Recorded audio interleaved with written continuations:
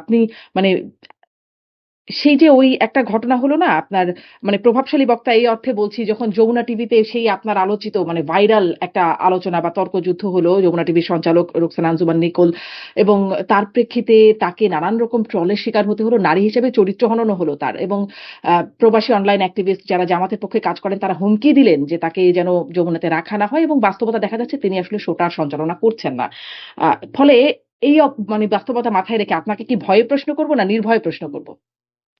প্রথম কথা হচ্ছে বোন, আমি হচ্ছি মিডিল ক্লাস ফ্যামিলির ছেলে। তো প্রভাবশালী বললে এটা কোনোভাবে আমার সাথে যায় না। আর নির্ভয়ে ভয় ভয় ডর বলে কিছু থাকবে, একমাত্র আল্লাহকে ছাড়া পৃথিবীতে কাউকে ভয় করবো না। তো আপনিও আমাকে ভয় করবেন না, আমিও আপনাকে, কিন্তু আমি আপনাকে সম্মান করব। আর যে উদাহরণটা দিলেন সে উত্তরটা সময় মতো আপনি দিলেই আমি সময় উত্তরটা দিয়ে দিই। দেন উত্তরটা এখানে কি কোনো উত্তর আছে? বলে দেন। হ্যাঁ, অবশ্যই উত্তর আছে। উত্তরটা হচ্ছে, জীবনের প্রথম টক শো ছিল আমার খালেদ মহিউদ্দিনের সাথে। টক শো করি। হুম। তো আপনি টেস্টও খেলেননি, ওয়ান ডেও খেলেননি, হঠাৎ করে টি-20 খেলতে গেলেন এবং কমেন্ট দেখে একটা কথা বের হয়ে গেল, কিন্তু যে কথাটা আমার বলা উচিত হয়নি, এটা অনেক জায়গায় বলছি। was really sorry. ঠিক নিকোলের অনুষ্ঠানে আপনার একটা মতামত থাকতেই পারে। আপনি একজনকে কি বলতে পারেন, বঙ্গবন্ধু বলতে পারেন, আর একজন বঙ্গবন্ধু নাও বলতে পারেন, কিন্তু আপনি এটা বলতে পারবেন না যে আমি বঙ্গবন্ধু বলছি অথবা আপনাকে বঙ্গবন্ধু বলতে হবে। That was my objection. নিকোলের অনুষ্ঠানে আই ওয়াজ দেয়ার। আমি তাকে প্রথমে বলে নিচ্ছি যে না, আপনাকে তো কিন্তু উনি যখন তাকে বললেন যে যে বিজয়ের মাস, আপনি বঙ্গবন্ধুকে এভাবে বলতে পারেন না, হুম। that- উনি বিশ্বাসঘাতক বলতে পারেন না। মানে বিশ্বাসঘাতক বলার প্রতিবাদ করেছিলেন। হ্যাঁ, হোয়াট এভার বিশ্বাসঘাতক বলে আমি শেখ শেখ সাহেবকে আমি বহু কিছু বলছি। আমি শেখ সাহেবকে বঙ্গবন্ধু মানি না। আমি শেখ সাহেবকে জাতির পিতা বলে যারা, তাদেরকে আমি বলি তারা যে never on this country. Sheikh সাহেব নিজে এই দেশটাকে ইন্ডিয়া দেয়। That was my point, that is my point. যে মুজিববাদ বলে যে বাদ, সেটা আমাদের দেশকে হায়দ্রাবাদ বানাতে চেয়েছে এবং ৭২ থেকে ৭৫-এর ৭ দফা থেকে ২৫ দফা প্রতিটা চুক্তি সেই কাজ। সেখানে আপনার পছন্দ না হতে পারে, আমার পছন্দ হতে পারে, হ্যাঁ আপনার এক্সপ্রেশন সেটা বলতে পারে, কিন্তু you can not say something. আর নিকোলের ব্যাপারটা হচ্ছে যে সে তাকে যমুনা, তারপর আমি আর যমুনা যায়নি। তো আমার কথা হলো যে আপনি যেটা বলবেন সেটা আপনি উপস্থাপক হিসাবে যে আপনি বলতেই পারেন, কিন্তু সেটা আপনার মতামত, নিশ্চয়ই। কিন্তু আরেকজন মতামতকেও আপনার রেসপেক্ট করতে পারেন। করতে হবে ট্রলের নিশ্চয়ই। কথা বলতে, হুম। ট্রলের কথাটা না, ওটার পর্বতে যমুনা টিভি আর করতে ডাকেও নি আমাদের। হুম। তাহলে আমরাই বেশি শিকার হলাম। অন্য না, সব টিভি ডাকে, ওই টিভি ডাকে না। তাহলে ওই নিকলের কারণে ডাকে না। সো এটাও জনগণের ডাকা উচিত যে টিভি মানে মিডিয়া যে নিরপেক্ষ, এখনো তা না। সেখানে হয়তো আপনি যান না। জামাতের অনেকেই যান। না, আমি কিন্তু জানলাম, আমাকে খোদ আপনাকে ডাকেইনি। ডাকেন না। আচ্ছা কিন্তু ডাকে না, তিনি এখন আমাকে প্রোগ্রামটাও করছেন না এবং ধরেন যে না, নিকল করছে, সামা তারপর একটা প্রোগ্রাম সামাজিক করছে। যোগাযোগ মাধ্যমে যে ট্রলের শিকার হলেন, চরিত্র হননের শিকার হলেন, আপনি কি মনে করেন আপনারা সবসময় ইনসাফ ন্যায়ের কথা বলেন, এটা কি ইনসাফ হয়েছে? না, আমার কাছে তা না। একটা কথা হলো, আপনি একটা লোককে ডেকে নিয়ে যে অপমান করতে পারেন, এটা কি ইনসাফ হয়েছে? মানে তার না, না, ক্ষেত্রে আপনি এটা ঠিক একটা আছে। উপস্থাপকের হিসাবে আমি একটা না, জিনিস বলি। আপনি এটা এখানে একটা অপ্রিয় তর্ক হয়েছে। এই তর্কটুকু না হলে সুন্দর লাগতো হয়তো বা শোভন হতো। কিন্তু অপ্রিয় তর্ক হুম, যখন হচ্ছে তারপরে যে ট্রল না, বা আপনি যদি মানে চরিত্র ভারতীয় এজেন্ডা না, অপ্রিয় তর্ক একটা আলাদা জিনিস, আর ভারতীয় এজেন্ডা বাস্তবায়নের জিনিস আলাদা। আপনি উপস্থাপক হয়ে যদি ভারতীয় এজেন্ডা বাস্তবায়ন করতে চান, আপনি আওয়ামী লীগকে প্রাসঙ্গিক করতে চান, সেটা কি জুলাই এই অভ্যুত্থানের সাথে, বিপ্লবের সাথে বেইমানি না? যখন আপনাকে আমি প্রথম দিনই যা বলতেছি, আপনাকে সালাম, ঘরে ঘরে আপনার মতো মেয়ে জন্ম নেওয়া উচিত। কারণ সেই দিনে আপনি সাহস করে যখন বলতেন পানি লাগবে পানি, that was my first introduction, and that's how I, মানে তাকে আমি এইভাবেই প্রশংসা করেই শুরু করি। হুম। তো সেইখানে আপনি তো নিজেই বলতেছেন মুগ্ধর পানির কথা বলে যে আওয়ামী লীগ এদেশের রাজনীতি এদেশের জন্য অপ্রাসঙ্গিক। আপনি হঠাৎ করে তাকে প্রাসঙ্গিক করতে চাচ্ছেন কেন? জি। তার মানে মানে মুহূর্তেই জুলাই হিরো বঙ্গবন্ধুর কথা বললে ভারতীয় এজেন্ডা বাস্তবায়নকারী হয়ে যেতে পারেন। না, বঙ্গবন্ধুর কথা, হ্যাঁ আপনি যখন বঙ্গবন্ধুর কথা, হ্যাঁ শেখ সাহেবকে এবং আওয়ামী লীগকে যারা এখানে নিয়ে আসবে তারা ভারতের এজেন্ডায় বাস্তবায়ন করতে চায়, এর বাইরে তো আজকে আর কিছু না। আজকে জামায়াতের আমির তিনি বলেছেন শেখ মুজিবুর রহমান সাহেব সব যোগ্যতা এবং আন্তরিকতা দিয়ে চেষ্টা করেছেন। তিনিও মানে এই কথাটুকু খুব নেতিবাচক না, বেশ প্রশংসা সুরেই তিনি বললেন এবং তারপরে জিয়াউর রহমানের প্রসঙ্গ এনেছেন। মানে তিনি তো বলেছেন তার সব যোগ্যতা এবং আন্তরিকতা দিয়ে তিনি চেষ্টা করেছেন। এটা তার পারসেপশন। তিনিও আমির কি জামাতের ভারতীয় সাথে আধিপত্যবাদ করছেন? না, আমি আপনাকে বলতে সে যদি আমির জামাত এই কথা বলে থাকেন সেটা তার পার্সোনাল ওপিনিয়ন। আমি এখনো বলতেছি যে এটা আমার পার্সোনাল ওপিনিয়ন। আমি তো জামাতের হুম, হুম, মুখপাত্র না, জামাত না। আমার পার্সোনাল ওপিনিয়ন হচ্ছে যা কিছু শেখ সাহেব করতে ৭২ থেকে ৭৫ না ৬৫ সাল থেকে হুম। সেটা ভারতের প্রেসক্রিপশনে করছে আমাদেরকে করদ্রষ্ট বানানোর জন্য। তো হি নেভার এভার, মানে সে কোন রকম রেসপেক্ট ডিজার্ভ করে না আচ্ছা, সেই তাহলে এই দেশে। যে জামাতের আমির যে দিচ্ছেন রেসপেক্ট টুকু, এটা কি দিল্লির এজেন্ডা বাস্তবায়নে? সেটা না, দিল্লির না, সেটা আমিরের ব্যক্তিগত ব্যাপার। দিল্লির কথা না, কথা হচ্ছে যে আমিরের জামাত কি আমিরকে পুনর্বাসন করছেন? সেদিন যখন বলা হয়েছে যে আপনি বিজয়ের মাসে, আমার বিজয় তো ছিনতাই করে নিয়ে গেছে ৭১ সালে ভারত। ১৬ ডিসেম্বর যখন নরেন্দ্র মোদী টুইট করে বলে এই বিজয় দিবস তার, তখন আপনি বিজয় বলেন কিভাবে? আমার বিজয় তো ৭১ সালে আমি একটা মানচিত্র পাইছি, একটা পতাকা পাইছি। হুম। আমি প্রকৃত বিজয়টা পাইছি আচ্ছা, ২৪। ব্যারিস্টার শাহরিয়ার কবির, এ নিয়ে আপনার সাথে আসলে আমি খুব আলোচনায় যাব না, কারণ অনেকগুলো বিষয় আছে। তারপরেও একটু বলি যে এই যে বিষয়ে একটা ব্যাখ্যা যেটা আসে, সেটিতে আপনারা কেন কনভিন্সড হন না? এটা একটু জানা প্রয়োজন মনে হয় যে এই সময় একই মানে ভারতের সাথেও পাকিস্তানের কয়েকটা ফ্রন্টে যুদ্ধ চলছিল বাংলাদেশ ছাড়াও। সেই সেই যুদ্ধগুলোতে বিজয় হয়েছে ১৬ই ডিসেম্বর। ফলে তারা যদি এটা তাদেরও বিজয় দিবস, ধরেন আপনার জন্মদিন মানে আমারও জন্মদিন, যদি এভাবে আমরা পালন করি তাহলে কি কোনো সমস্যা আছে? মানে ওই একই দিনে যদি এরকম হয়ে থাকে তাহলে কি কোনো সমস্যা আছে? কেন সমস্যা? কোনো সমস্যা নেই। এটা খুবই ভালো হতো যদি কয়েকটা ফ্রন্টে যুদ্ধ। হুম, ফ্রন্ট যে কয়টায় যুদ্ধ হচ্ছে সবই হচ্ছে ইস্ট পাকিস্তান, ওয়েস্ট পাকিস্তানে। ১ম কথাটা শোনেন যে ৭১ সালে যখন ডিসেম্বর মাসে আমরা যেটা বলি যে নভেম্বর থেকে তো সরাসরি যুদ্ধ শুরু হলো কার সাথে? ইন্ডিয়ার সাথে পাকিস্তানের। কারণ ইন্ডিয়া সেখানে যুদ্ধে অংশগ্রহণ করবে। আমাদের এখানে কোনো সমস্যা নাই। কিন্তু ইন্ডিয়া আমাদেরকে সাহায্যকারী হিসাবে আসলো না আসলো না? সাহায্যকারী হিসেবে আসলো। ধরে নেন ওয়েস্ট ফ্রন্টে হচ্ছে ইন্ডিয়া জিতলো। হুম। কিন্তু ১৬ই ডিসেম্বর আমার সারেন্ডার অনুষ্ঠানে আমার এই যে এমএজি ওসমানী নাই কেন? আমার যে অস্থায়ী যে সরকার ছিল সে সরকারের কোনো প্রতিনিধি সেখানে সাইন করলেন না কেন? সো এই কারণের জন্য বলছি তারা যদি সাইন করতো, তারা যদি বলতো যে না আমরা শ্রদ্ধার সাথে বাংলাদেশের স্বাধীনতাকে স্মরণ করি এবং অমুক স্থানে পাকিস্তান পরাজিত হয়েছিল সেটাকেও আমরা আমাদের বিজয় দিবস মানি। সো বিজয় দিবস মানেই তারা আমার ১৬ই ডিসেম্বরকে কেন করলো? কারণ তারা তো অনেক ফ্রন্টে আগেই বিজয় হয়েছে। ১২ তারিখ অনেক জায়গায় পাকিস্তান সারেন্ডার করছে। সে ১২ তারিখ বলতে পারতো। হুম। ১৬ তারিখে তো আমাদের পাকিস্তান বাংলাদেশেও তো সারেন্ডার ১৬ করার কথা। তারিখের পরেও অনেক জায়গায় বিজয় এসেছে। আবার আগেও অনেক জায়গা মুক্ত হয়েছে। বাংলাদেশের কথা বলছি। বাংলাদেশের বিভিন্ন। মুক্ত হওয়া আর সারেন্ডার হওয়া। আপনি অফিসিয়ালি সারেন্ডার হলেন তো ১৬ তারিখে হুম, হুম। রেসকোর্স ময়দানে এবং অফিসিয়ালি সারেন্ডারটা হলেন কার কাছে? অরোরার কাছে না নিয়াজি অরোরার কাছে হলেন। সো অফিসিয়ালি যে আমি যে instrument of surrender that was sign on 16 December. So আপনি তাহলে 16 ডিসেম্বর আমার স্বাধীনতা, আমার বিজয় দিবস। এটা তো ইন্ডিয়ান না। ইন্ডিয়া যদি বলে যে অমুক জায়গায় হয়েছে কাশ্মীরে যান ৬৫ সালে তারা।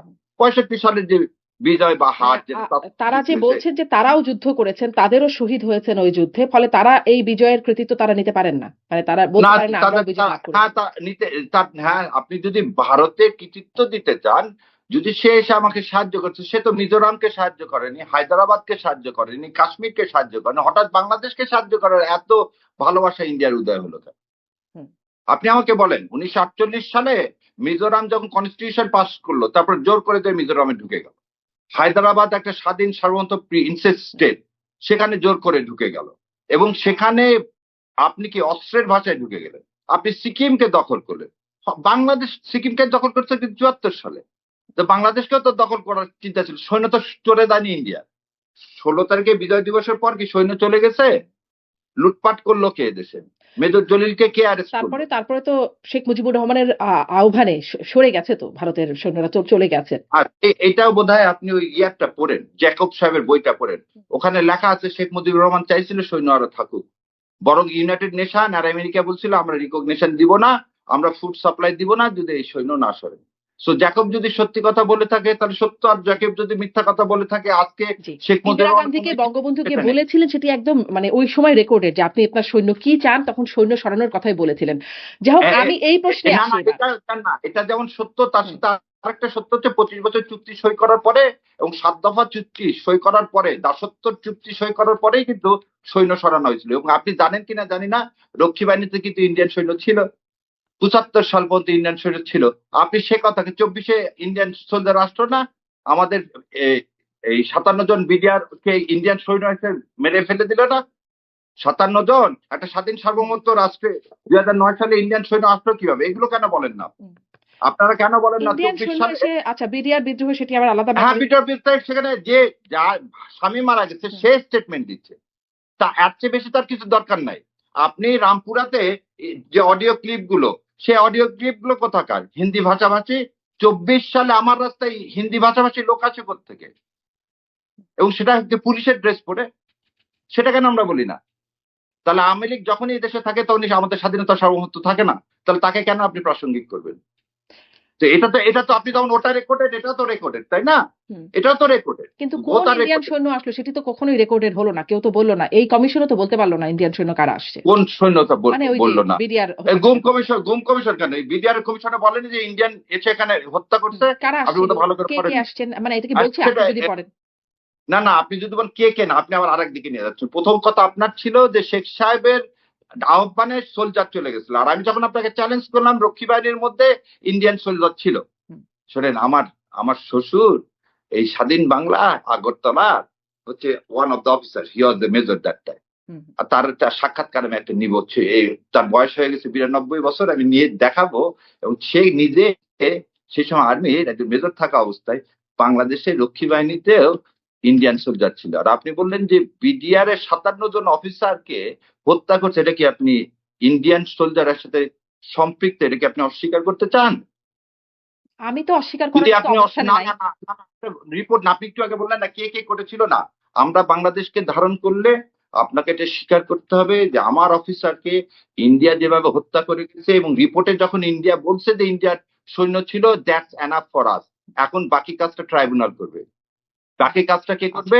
ট্রাইব্যুনাল ওই করবে। যে স্বীকার করতে হবে, আসলে সেই স্বীকারের জায়গায় এক সেই একজন এক স্বীকার এক না করলে অবস্থায় আপনি আছে। স্বাধীনতাকে ওন করেন না, না? না আমি মানে আপনি ওই স্বাধীনতাকে ওন ওই যে করবো। সেই যে যমুনার বিতর্ক নিয়ে কথা শুরু হলো না, যে সেখানে আপনি একটা বিশ্বাস করতে পারেন, উনি একটা বিশ্বাস করতে পারেন। এখন আপনি এটা বিশ্বাস করেন, উনি এটা হ্যাঁ, বিশ্বাস করেন না বলে স্বাধীনতাকে না, ওন করেন, কিন্তু এটা কথা হলো না, স্বাধীনতা সার্বভৌমত্ব কিন্তু দুজনেই বিশ্বাস করি।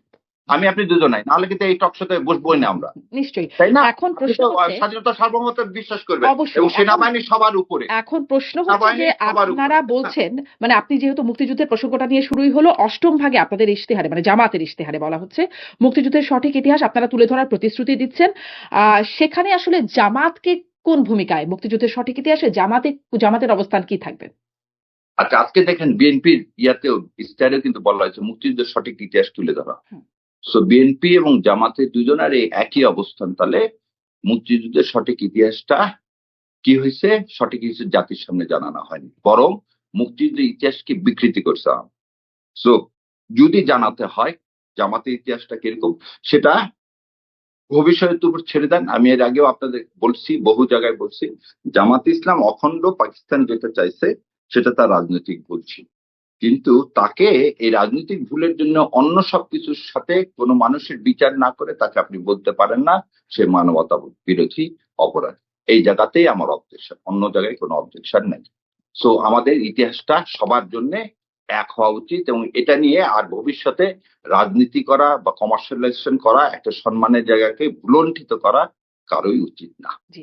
ব্যারিস্টার সাহেব কবির, এই যে মানে আজকে যখন জামাতের আমিরের কথা শুনছিলাম, তিনি যে ওই যে মানে মুক্তিযুদ্ধের প্রসঙ্গে জিয়াউর রহমান এবং শেখ মুজিবুর রহমানের ভূমিকার কথা বলছিলেন, আগে পরের কথা। সেখানে তিনি বলছেন যে মুক্তিযুদ্ধের পরে সমাজে ইনসাফ প্রতিষ্ঠিত হবে, বৈষম্য থাকবে না। বাংলাদেশ হবার পর ৪.৫ বছর আওয়ামী লীগ সুযোগ পেয়েছিল, কি করেছিল কি করে নাই। তখন যারা জীবন্ত সাক্ষী ছিল এবং এখন যারা বেঁচে আছেন তারা এটা ভালো করেই জানেন। তো মুক্তিযুদ্ধের সময় যারা জীবন্ত সাক্ষী ছিলেন, মুক্তিযোদ্ধা ছিলেন এবং এখনো যারা বেঁচে আছেন, তারা আসলে সবাই একরকম ইতিহাস বলে আর জামাত অন্যরকম ইতিহাস কেন বলে? আম মানে সেটা এটা নিয়ে আপনার সাথে সেদিনও এটা একটু কথা হচ্ছিল। তারপরেও একটু আবার একটু জানি। জি। ৭২ থেকে ৭৫ সাল পর্যন্ত ২০,০০০ মুক্তিযোদ্ধাকে কেন মেরে ফেলে দিলেন? সিরাজ শিকদার তো মুক্তিযোদ্ধা, মেরে ফেলে দিলেন কেন? আওয়ামী লীগকে এই প্রশ্নে এই কাঠগড়ায় কে দাঁড় করাবে? আচ্ছা, তারপরে জিয়াউর রহমান হত্যার আজ পর্যন্ত বিচার হয়নি, আপনি বোধহয় জানেন। হুম। জিয়াউর রহমান হত্যার আজ পর্যন্ত ফরমালি বিচার হয়নি, এবং জিয়াউর রহমান হত্যার পরে যতগুলো আর্মি অফিসারকে ফাঁসি দেওয়া হয়েছে অল আর ফ্রিডম ফাইটার। সো একটা নির্দিষ্ট দেশ, তার পরিকল্পনা, প্রকৃত ইতিহাস, আমাদের স্বাধীনতা আবার বলতেছি, আমাদের স্বাধীনতা আজকে 54 বছর পর যখন বলা হয় যে স্বাধীনতার ইতিহাস প্রকৃত হয়নি যারা বেঁচে আছে, কারণ 20 বছর যার বয়স ছিল বা 15 বছর যার বয়স ছিল, আজকে 54 আর 15 কত 69 বছর বয়স। হুম। তো সুতরাং যারা এখনো জীবিত আছে, এই যে বললাম আমার শ্বশুরের মতো কিংবদন্তি, তাদের কাছ থেকে শুনতে হবে যে 72 থেকে 75 সালে কেন লক্ষ লক্ষ লোক না খেয়ে মারা গেল, কেন আমার বাসন্তী জাল পড়লো, কেন শেখ হাসিনা যখন ইন্ডিয়াকে বলতে যা দিয়েছি কোনোদিন ভুলবে না, তখন কেন আমার বোনকে কাঁটাতারের বেলায় ঝুলতে হলো, এটা মনে হয় আমাদের সবারই মনে আছে। সো ইতিহাসকে যদি সঠিকভাবে লিখতে হয় তাহলে লিখতে হবে যে আজকে 24-এর অভ্যুত্থানের সময় যে ভারতের আধিপত্যবাদের বিরোধিতা যে জামাত ইসলাম করেছিলেন, that was the right step. আমাদের প্রকৃত স্বাধীনতা ভারত কোনোদিন আমাদেরকে দেয়নি। 7 দফা এবং 25 দফার মাধ্যমে একটা গোলামির জিনজির পড়াইছে, এবং এটা দেখতে পায় না যারা কাঠের চশমা পড়েছে। কিন্তু আমি বুঝলাম না মানে ওই সময় জামাতের ভূমিকা কি ছিল? জাস্ট অখণ্ড পাকিস্তানের পক্ষে ছিল এবং অখণ্ড পাকিস্তানের পক্ষে যেটা ছিল এতটুকুই সেটা, মানে হ্যাঁ, এটাই হচ্ছে জামাতের ইতিহাস, সঠিক ইতিহাসের মধ্যে থাকবে। হ্যাঁ, এটাই হচ্ছে জামাতের ইতিহাসের এতটুকুনি তাদের রাজনৈতিক ভুল ছিল, যেটা হচ্ছে অখণ্ড পাকিস্তান। কিন্তু তারা কেন অখণ্ড পাকিস্তান চাইছিল? ভারতীয় আধিপত্যবাদের বিরুদ্ধে। তারা যেমন ক্যাবিনেট মিশন প্ল্যানকে সমর্থন করেছিল ঠিক 47 সালের আগে, ঠিক একই কাজে 71 সালে করেছিল। আর আমরা একটা খণ্ড খণ্ড দেখি। আওয়ামী লীগ তো দুই দিকেই ছিল।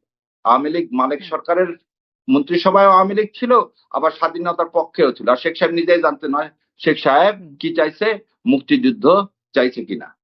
তো শেখ সাহেব স্বায়ত্তশাসন চাইছিল, জামাত ইসলামও স্বায়ত্তশাসন চাইছিল। তো শেখ সাহেব আর জামাত ইসলামের মধ্যে একই প্ল্যাটফর্ম ছিল, কারণ বাংলাদেশ জামাত ইসলাম ও পুরো পাকিস্তানের স্বায়ত্তশাসন ব্যারিস্টার চাইছিল। শাহরিয়ার কবির, আমিও মানে আইনের ছাত্রী, ফলে যখন ক্লাসরুমে পড়তাম তখন আমার শ্রদ্ধেয় শিক্ষক ডক্টর বোরহানউদ্দিন খান তিনি একটা কৌতুক বলেছিলেন। কৌতুকটা এরকম ছিল যে যদি আপনার দুয়ে দুয়ে কত হয় এটা নিয়ে যদি একটা পর্যালোচনা চালানো হয় তো গণিতবিদ বলবেন দুয়ে দুয়ে 4 হয়। তারপর মানে পদার্থবিজ্ঞানীর কাছে গেলে তিনিও মিলিয়ে দেবেন, ইতিহাসবিদের কাছে গেলে, দার্শনিকের কাছে গেলে সবাই দুয়ে দুয়ে 4 মিলিয়ে দেবেন। আইনজীবীর কাছে যদি যান তাহলে আপনাকে জিজ্ঞাসা করবে কত লাগবে, কত বানাতে হবে। অতএব আপনারা আসলে সব বাড়িয়ে দিতে পারবেন।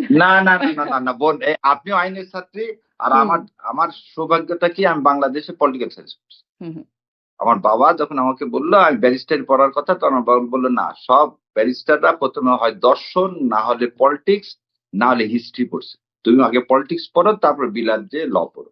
হুম, সো আমি এই বাংলাদেশে পলিটিক্স পড়তে, বিলাতে যে আমাকে যখন শিখানো হলো তখন শিখানো হলো দুয়ে দুয়ে 4ই হবে। এটাই হচ্ছে লয়ারের এথিক্স। 5 বললে সে মামলা নিবে না, সে মামলা ফেরত দিয়ে দিবা, কারণ it is not your job to make it fine.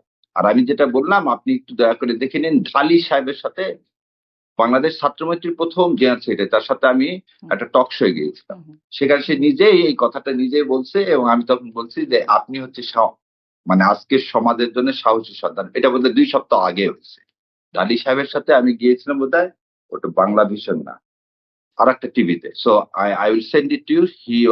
আর সমস্ত বইগুলোই লেখা আছে, সে স্বায়ত্তশাসন চেয়েছিল। তাজউদ্দিন আহমেদ বলছে সে স্বাধীনতার ঘোষণা দেয়নি। এ কে খন্দকার বলছে সে স্বাধীনতার ঘোষণা দেয়নি।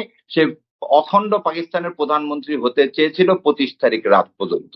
তাহলে 25 তারিখ রাত পর্যন্ত যে লোকটা অখণ্ড পাকিস্তানের প্রধানমন্ত্রী হতে চায়, সে আর যাই হোক আমি আসলে বাংলাদেশের জি, স্বাধীনতা চায়নি। সেটি আপনি বঙ্গবন্ধুর ভূমিকার কথা বলছেন তো সেটির কথা না। আমি আসলে বলছিলাম যে জামাতকে আপনারা কোন জায়গায় মানে ইতিহাস সত্য জামাতে ইতিহাসে বলি আমি তো, ওই তো জামাত সত্য হচ্ছে ভারত ইতিহাসে আপনারা কোথায় দেখাবেন? যেমন আধিপত্যবাদের ধরেন এবং জামাতের অখণ্ড সেই পাকিস্তানের পক্ষে ছিল। ডাক্তার খালিদুজ্জামান যিনি 17 মানে তার আলোচনায় আসছেন, তিনি নিজেকে তারেক রহমানের প্রতিদ্বন্দ্বী হিসেবে পরিচয় দিয়ে আলোচনায় আসা। তিনি তার মিছিলে দেখা যাচ্ছে স্লোগান হচ্ছে যে মুক্তিযুদ্ধের মার্কা দাঁড়িপাল্লা মার্কা, স্বাধীনতার মার্কা দাঁড়িপাল্লা মার্কা।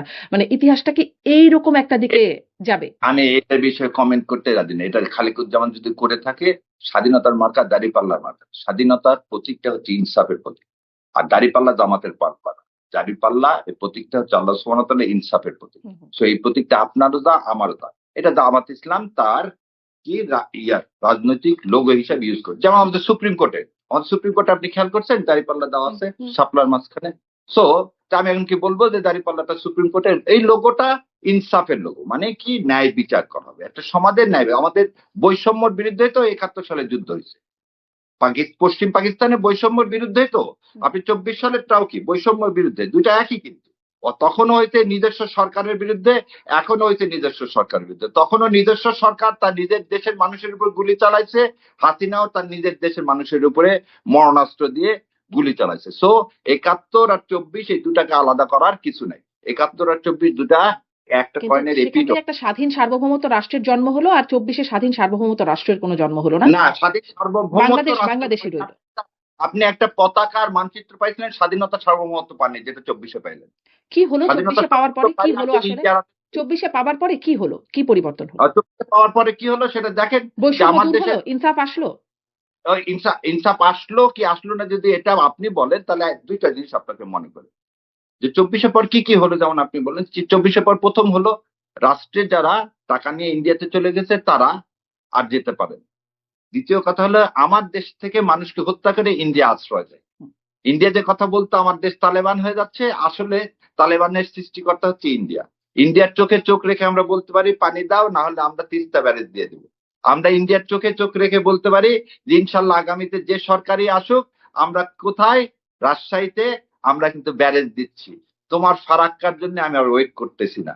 আমরা সেই দেশ যারা আমরা কি করলাম, আমাদের সার্বভৌমত্ব রক্ষা করার জন্য আমরা পাকিস্তান, টার্কির সাথে আমরা আমাদের চুক্তি সই করলাম, কি সামরিক চুক্তি। সো এই জিনিসগুলো যারা দেখতে পারে না তারাই মনে করে যে না, ভারত, আমরা তো কোনো কিছুই লাভ করিনি। এবং হাদির রক্ত দিয়ে আমরা প্রমাণ করেছি যে আমাদের স্বাধীনতার সার্বভৌমত্ব এটা ভুলুণ্ঠিত করার জন্য ইন্ডিয়াই যথেষ্ট। আর যার শত্রু ইন্ডিয়া, তার আর অন্য কোন শত্রু লাগে না। আর যার হাদির বন্ধু রক্ত দিয়ে ইন্ডিয়া, কিভাবে প্রমাণ হয়ে গেল যে স্বাধীনতা সার্বভৌমত্ব ইন্ডিয়া? মানে তদন্ত যা বলছে, মানে পুলিশের তদন্তে যা আসলো তা তো সেটা বলে না। আর কোন তদন্তে বের হলো যে হাদির রক্তে মানে ইন্ডিয়ার? আচ্ছা ঠিক আছে, আপনি কোন তদন্ত রিপোর্ট পড়ছেন সেটা আমি জানি না। হাদি হচ্ছে কি, একটা ইনকলাব মঞ্চ, একটা সাংস্কৃতিক আন্দোলন, ভারতীয় আধিপত্যবাদের বিরুদ্ধে একটা সাংস্কৃতিক আন্দোলন। সো হাদিকে কেন আপনার মারতে? তাহলে ইন্ডিয়ার বিরুদ্ধে কথা বললে আপনার জীবন হুমকির স্বরূপ, তাই তো? না, ইন্ডিয়ার বিরুদ্ধে না। হাদি বর্তমান সরকারের বিরুদ্ধে বলেছে, হাদি আওয়ামী লীগের বিরুদ্ধে বলেছে, বিএনপির বিরুদ্ধে বলছে, জামাতের বিরুদ্ধে বলেছে। হাদির সাংস্কৃতিক বিপ্লবটা কিসের ছিল? আধিপত্যবাদের বিরুদ্ধে। আপনি যদি দেখেন আজকে সরকারের কথা বলছে, আজকে সরকার, আজকেও তো আমার ভাইয়ের হলো, গুলিবিদ্ধ হলো না? কিন্তু হাদিকে যে মেরে ফেলে দিল সে কে? সে কোন দেশে আছে? সে তো ইন্ডিয়া আছে। এই বিষয়ে তো আপনার বোধহয় কোনো সন্দেহ নাই, কারণ ওই রিপোর্টটা থেকেও দেখা যাচ্ছে, তাই না? মানে আমি জানি না, রিপোর্টটা থেকেও এটা নাম এটা রাখা আমি জানি না, কারণ ইনকিলাব মঞ্চ কিন্তু এটা মানে না। ইনকিলাব মঞ্চ বলছে দেশেই আছে, তারা বলছেন, এবং তাকে সরকার তাকে বাঁচাতে সাহায্য করছে। আপনারাই হত্যাকাণ্ড ঘটিয়ে আপনারাই এটাকে নির্বাচন পেছাতে এটাকে ইস্যু করছেন, এটি বলেছেন হাদির ভাই। এবং ইনকিলাব মঞ্চের পক্ষ থেকে আপনি যদি স্ট্যাটাস গুলো দেখেন, না, হাদির ভাই বোধহয় আমার সাথে বোধহয় ২-৩টা জায়গায় কোথাও গেছি, এবং আমি এই ধরনের কোনো কথা শুনিনি ভাই। এটা মিডিয়াতে হঠাৎ করে শুনি। না হঠাৎ আমি হাদির না, ভাই উনি বক্তব্যে মানে সামনে মাইক্রোফোন দিয়ে জনসভার মতো অবস্থানে তিনি বলেছেন। তারা বক্তব্য দিচ্ছেন। আদির জানাজা যখন দাঁড়ায় থেকে, আমি ওখানে জানাজার প্রথম লাইনে দাঁড়ায় থেকে যখন জানাজা পড়ছি, তখন কিন্তু সাবেক ওই বক্তৃতায় কি বলছে, গোলামি না আজাদি। সমস্ত মানুষ চিৎকার করে প্রাণ খুলে বলছে আজাদি আজাদি। আমি যদি স্বাধীনতা সার্বভৌমত্ব পাই, তাহলে আজাদি কেন চিৎকার করে বললাম? কেন আপনার কথা যদি, তাহলে কি আমরা বিএনপি থেকে আজাদি চাই, জামাত থেকে আজাদি চাই? না, আজাদি চাই কোথায় থেকে? ভারতীয় আধিপত্যবাদ থেকে। তো এটাকে মিথ্যে করার কোনো সুযোগ নেই। ওই আর আপনি যেটা বলেন একটু আগে, উকিলে মানে লয়ের ছাত্রী আপনি, ওই জন্য আপনি এটাকে ৪ থেকে ৫ না, ৪ থেকে ৫ না, আমি জাস্ট বক্তব্যগুলো রেফার করছি। আমি ব্যারিস্টার শাহরিয়ার কবির, আমি বক্তব্যগুলো রেফার করছি। আপনি ফাতিমা তাসনিম জুমার ফেসবুক পোস্টে যান, সেখানেও তিনি বলছেন যে বাংলাদেশেই আছে, আপনারা এটাকে লুকানোর চেষ্টা করছেন। আমি এখন কোট করতে চাইলে আমি খুঁজে বের করতে পারবো। ওটা বলতে পারে তারা, কিন্তু আমরা যেটা বলতেছি, তারপরে ধরেন জাবের, যার কথা আপনি বলছেন, তিনিও বলছেন, এবং তাকে ক্রস ফায়ার দেওয়া যেন না হয় সেজন্য তাকে বলছেন, মানে দেশেই আছেন, ক্রস ফায়ার দেওয়ার কথা বলছেন। হাদির ভাই আলোচনায় বলে গেছেন যে আপনারাই হত্যা করিয়েছেন, আবার আপনারাই এটাকে ইস্যু করে নির্বাচন বানচাল বা নির্বাচন পেছানোর ষড়যন্ত্র করছেন। হাদির ভাই বলছে জামাত ইসলাম করছে, এরকম কোন কথা? না, এরকম না, আমি যা বলছি সেরকমটা বলেছেন। আচ্ছা, আমি এরকম কোনো কিছু, কারণ হাদির ভাই জামাত ইসলামের সব জায়গায় যাচ্ছে আসতেছে, সো এরকম কথা বলার কিছু, নির্বাচন পিছানোর জন্য হাদিকে খুন করা হয়েছে তা না। ভারতীয় আধিপত্যবাদের বিরুদ্ধে যে বলছে তাকে কি করা হয়েছে, হত্যার হুমকি দেওয়া হয়েছে। হত্যার হুমকি না, I am the first man, government যাকে গানম্যান দিচ্ছে। কেন? প্রকাশ্যে যখন ইন্ডিয়ান আমাকে হত্যা করার হুমকি দিল, তাহলে এটা মেনে নিয়েই বোধহয় থাকতে হবে, নাহলে দেশ ছেড়ে আপনার মতো পরবাসে থাকতে হবে। পরপারেই পাঠিয়ে দিচ্ছেন আমাকে। না, পরবাসে, এটা আচ্ছা। ভুল, বাংলায় সেজন্য বললাম পরবাসে, হ্যাঁ, সঙ্গে হ্যাঁ। সঙ্গে কারেক্ট করে। আচ্ছা। আমি মানে খুঁজছিলাম যে কি বলেছেন সেটা দেখার চেষ্টা করছিলাম। এবং তারপরে অবশ্য ওসমান হাদিকে সহকারী আ যুক্তরাজ্যের সহকারী হাই কমিশনে পাঠিয়ে দেয়া হয়েছে। এই আগ নিচে সেটা সে একসেপ্টও করেনি হ্যাঁ, এখন হ্যাঁ। পর্যন্ত, সেটা হ্যাঁ, বোধহয় আপনি জানেন। হ্যাঁ সেটা। কিন্তু মানে ওই বক্তব্যগুলো আপনি চাইলে আমি আপনাকে পাঠিয়েও দিতে পারবো। আমি এর আগেও এই বিভিন্ন অনুষ্ঠানে ইনশাল্লাহ আপনি আলোচনা পাঠিয়ে করেছি। দেন, ইনশাল্লাহ আমার না জানা সবাই সবকিছু জি, জানতে জি, পারবে না জি। মানে। হ্যাঁ, কিন্তু ওরা মানে ইনকিলাব মঞ্চ বেকার খুব তো অনেক কিছু আছে, স্পষ্টভাবে কিন্তু এটা মেনে নিতে হবে, ইনকলাব মঞ্চের সাথে সাথে আমরা সারা দেশের মানুষ বলতেছি, যে বারবার বলেছি যে কোন দিক থেকে গেছে, আপনি বোধহয় সাইরেরটাও দেখছেন, হ্যাঁ, হ্যাঁ। সাইর নিজেই বলছে যে কোন দিক থেকে গেছে। তাহলে সাইর যদি ভুল হয় তাহলে সাইরের বিরুদ্ধে ব্যবস্থা নিতে হবে, আর সাইর যদি ইনকলাব মঞ্চ ঠিক হয় তাহলে 4 দিন সরকার পেয়ে যাওয়ার কথা। আর সরকার যদি না পেয়ে থাকে তাহলে ইন্ডিয়া যদি জি। তাদেরকে আশ্রয় দেয়, হাসিনাকে যেমন আশ্রয় দিছে, তো খুনিকে, প্রতিটা খুনিকেই তো আশ্রয় দিচ্ছে হুম, না, হুম। কোন আপনি খুনিকে ওইজন্যই আশ্রয় আমি দেয়? আসলে কথাটা জিজ্ঞাসা করছিলাম যে আপনি যে বলছেন যে প্রমাণ করেছে যে আধিপত্যবাদের বিরুদ্ধে আপনি বলছিলেন তদন্ত মানে এইজন্যই মানে কোনটাকে বিশ্বাস করব? যারা না, ক্ষতিগ্রস্ত বিশ্বাস ভিকটিম করবেন, তারা যা বলছে? হাসিনাকে আশ্রয় দিচ্ছে এবং আগে স্বরাষ্ট্র মন্ত্রী তাকে আশ্রয় দিচ্ছে, পুলিশের আইজিপি কে আশ্রয় দিচ্ছে, এগুলো নিয়ে তো আমার না, আপনার না। মধ্যে কোথাও হ্যাঁ, দ্বিমত নেই। না। তাহলে তাহলে যারা হত্যাকারী তাদেরকে ভারত আশ্রয় দেয়, এটাই প্রথম সত্য। এন্ড হাদির হত্যাকারীকে যদি না দিয়ে থাকে, কিন্তু অন্য হত্যাকারীকে দিছে। তো হাদির হত্যাকারী যতক্ষণ ভারত থেকে না পাওয়া যাচ্ছে ততক্ষণ আমরা ধরেই নিব যা ভারত ওটা থেকে দিছে। না, আর দেশের মধ্যে ধরেন থাকে কানাডা, আলহামদুলিল্লাহ। যুক্তরাষ্ট্র বঙ্গবন্ধুর হত্যাকারীদেরকে আশ্রয় দিয়েছে না? দিয়েছে তো। হ্যাঁ, বঙ্গবন্ধু সেটা একটা বিপ্লবে পরে তারা আত্মস্বীকৃতি হত্যাকারী, তাদেরকে তো ফিরিয়ে এনে আপনি কি করছেন? হুম। ফিরিয়ে এনে কি মানে করছেন? আশ্রয় তো দেয় আরকি না, বিভিন্ন দেশ আমাকে সেটা আগে আমি বলছি। বুঝতে পারেন না। ভারতও তো দিছিল আশ্রয়, দিছিল না? হুম, হুম। ভারত থেকেও তো ফিরে আসছিল। সে একই টিটির আন্ডারে ভারতের কাছে যখন হাসিনাকে, এই কামালকে ফিরে চাওয়া হচ্ছে তখন কিন্তু দিচ্ছেন না। তাহলে ভারত কার পারপাস সার্ভ করে? ভারত এদেশের মানুষের সাথে সম্পর্ক চায় না। ভারত চায় তার বাংলাদেশকে যে কি একটা কলোনি বানানোর জন্য কাজ করবে, ভারত চায় বাংলাদেশ করদ রাষ্ট্রের জন্য যে সরকার কাজ করবে তাকেই ভারত সমর্থন দেবে। কখনো ভারত বাংলাদেশের মানুষের সাথে সম্পর্ক চায়নি, চায় না। হ্যাঁ, কিন্তু ভারত ওই যে যদি মনে করে যে রাজনৈতিক কারণে তাকে এটা করা হচ্ছে মানে তাকে ট্রায়াল এ ফেস করা হচ্ছে। এখন এটা তো ভারতের হাতেই এই ওটাও তো ভোটটা তো রাজনৈতিক কারণে ছিল। মানে শেখ সাহেব যখন ভারতের হাতে দেশ তুলে দিচ্ছিল তখন ভাবছিল এই মিলিটারি অফিসার গুলো বিপদগামী, যেটা করা উচিত হয়নি। একটা বিচার করার তো তখন কোনো পথ ছিল না, জি, রুদ্ধ হয়ে গেছে। জি, যে জি। তখন ওই লোকগুলো তো রাজনৈতিক কারণে রাজনীতিকই আশ্রয় চাইছিল। হুম। ভারত তো রাজনীতিক আশ্রয় দিয়েছিল। এখন এটা আমাদের ভারতের আপনি একটা ডিসক্রিপশন আছে আরকি আমি সেটা বলছি। না, ভারত কেন, আমাদের কারাগারে কে ছিল? আপনি বন্দি অনুপ বিনিময় চেটিয়া চুক্তি ছিল। জি, করে আমাদের, আমরা দিয়েছি। হ্যাঁ, ওর চেটিয়ার সাথে কি বলছিল সে? আমাকে ভারতে পাঠান না, পাঠালে আমাকে মৃত্যুদণ্ড দাও। সেটা কি রাজনীতিক আশ্রয় ছিল না? তাহলে আপনি একদিকে বলবেন যে ভারত রাজনৈতিক আশ্রয় দিচ্ছে, আমরা তো রাজনৈতিক আশ্রয় ইয়া থেকে দিতে চেয়েছিলাম। তো অনুপ চেটিয়াকে আপনি পাঠিয়ে দিলেন কেন? ভারতের জিনিসগুলো আমরা দেখতে পাবো না হুম, কেন? হুম, হুম। ভারত না, না, আমার না। কোনদিন রাজনৈতিক আশ্রয় দিচ্ছে আমি সেটা বলছি না। রাজনৈতিক আশ্রয় তো না, দিবেই সব দেশ। সেটা তো ভারত বলছে না। ভারতকে এখন পর্যন্ত বলছে সেই ৩০০ জন এমপি কে, এই যারা খুনি, এই আইজি থেকে শুরু করে যারা ছিল, তাদেরকে যে ভারত কি রাজনৈতিক আশ্রয় দিছে একটা স্টেটমেন্টে বলছে? হুম, না, স্বয়ং শেখ হাসিনাকে রাজনৈতিক দিছে এখন পর্যন্ত বলতে, বরং ভারতের পার্লামেন্টের সবাই জিজ্ঞাসা করে ওনার স্ট্যাটাস কি। হুম। আজ পর্যন্ত তো ভারত স্পষ্ট সেটা করেন বলেনি। নাই। জি। যেটা ভারত বলেনি সেটা আমি আপনি তো বলতে হুম। পারি না। তার মানে খুনিকে আশ্রয় দেয়, এটাই হচ্ছে টেররিস্টকে আশ্রয় দেয় ভারত, এটাই হচ্ছে সত্য কথা। জি।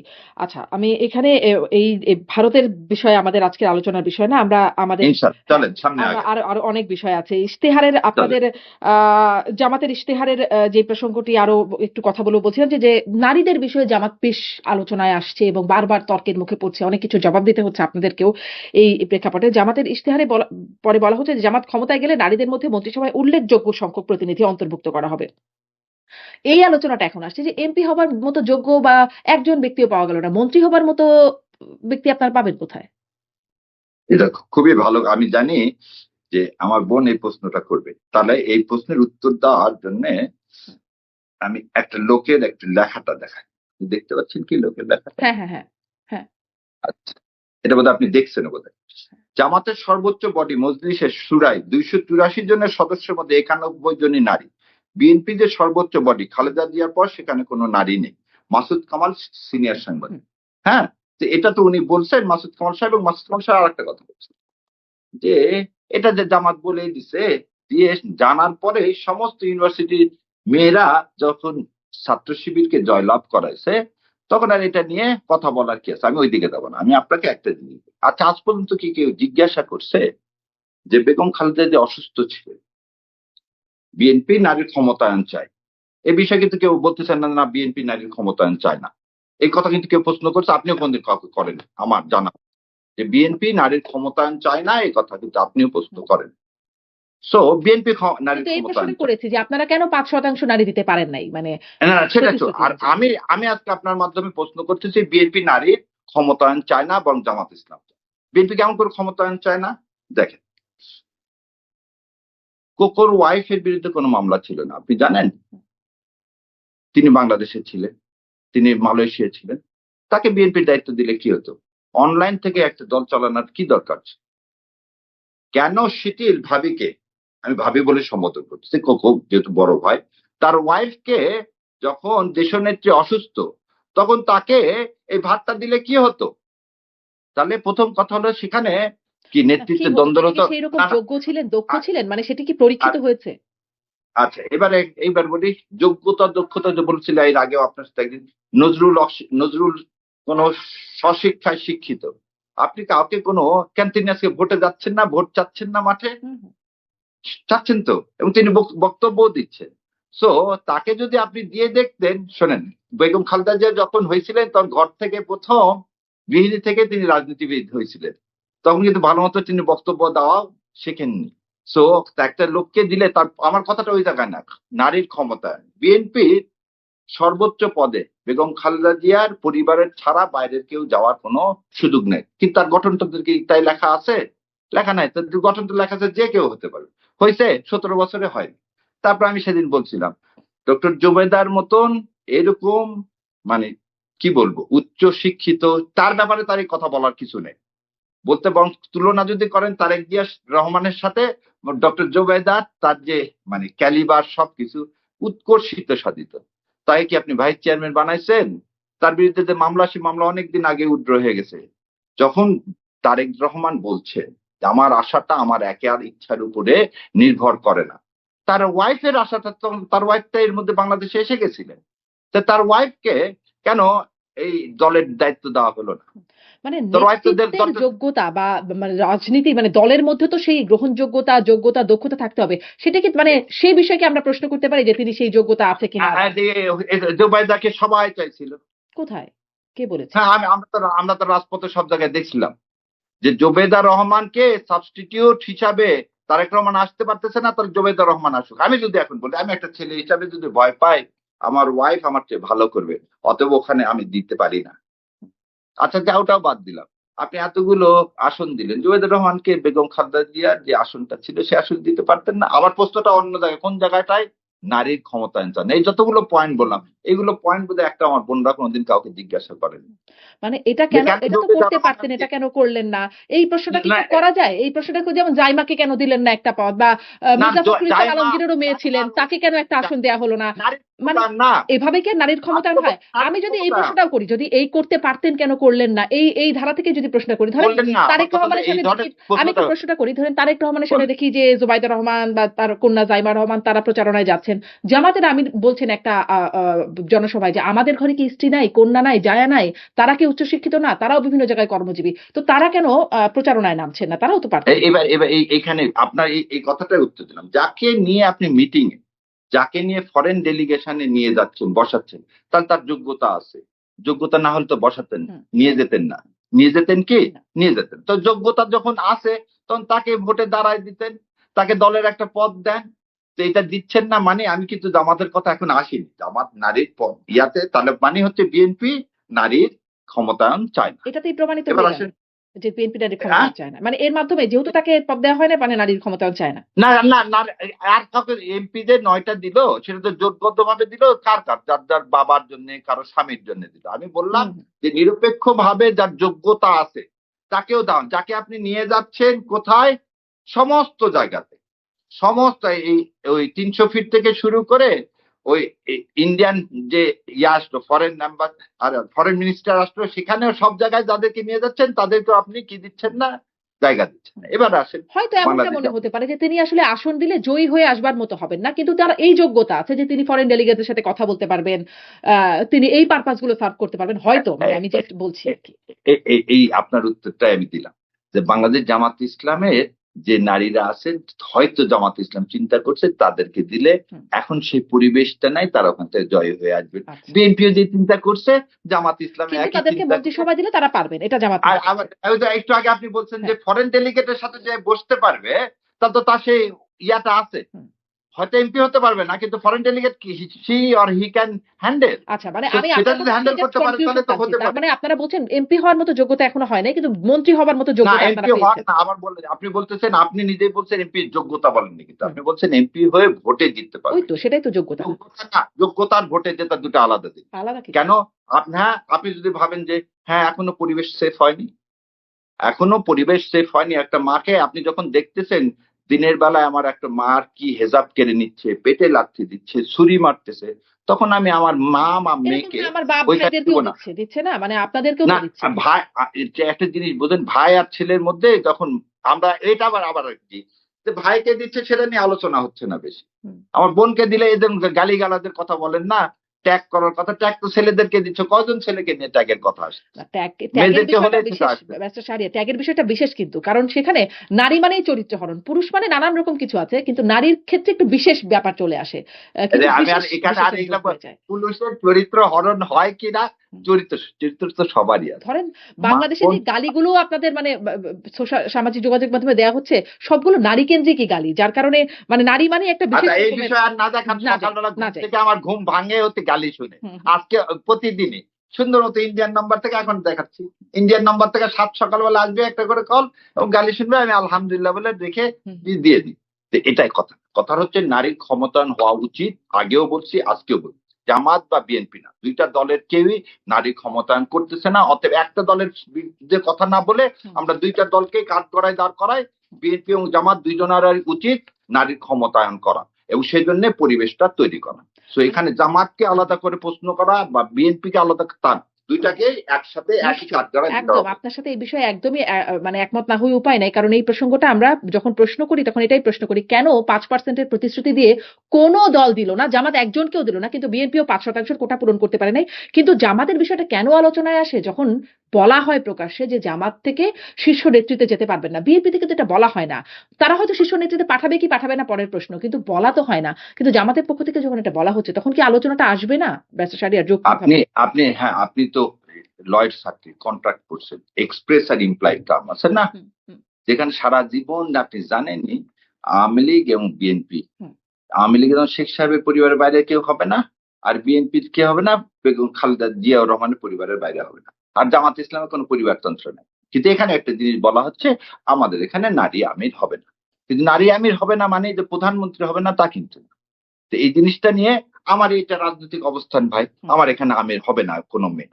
তার মানে এই না যে আমি নারীর ক্ষমতায়ন চাই না। ক্ষমতায়ন একটা জিনিস, আর আমির করতে না পারা, আমির না হওয়াটা এটা আর একটা জিনিস। জনগণকে ডিসাইড করতে দেন। আমি তো জনগণকে বলছি, আমি তো এটাতে হিপোক্রেসি করিনি। আমি তো একদম। বলে দিচ্ছি আমার দলে কোনো মেয়ে আমির হতে পারবে না। আপনি তারপরেও বোন, আপনি আমাকে ভালোবাসলে, কোরআন সুন্নাহকে ভালোবাসলে আমাকে ভোট দেন, না হলে নাই। হুম। আমি তো এই কথা বলছি না, দেখি সামনে করে দিব, এরকম তো কোনো না, কথা না, খুবই বলেননি, তাই যৌক্তিক। না? এই ব্যাখ্যাটা খুবই যৌক্তিক মনে হচ্ছে। কিন্তু নারী আমির হবে না। এর পেছনে তো একটা ব্যাখ্যা আছে। আপনারা তো আর এমনি গায়ের জোরে চাপাচ্ছেন না। আপনারা ব্যাখ্যা দিচ্ছেন যে ইসলাম অ্যালাও করে না, তাই তো? ইসলাম অ্যালাও করে না, ফলে নারী আমির হবেন না, নারী শীর্ষ নেতৃত্বে যাবেন না। তো ইসলাম কি এটা অ্যালাও করবে তখন?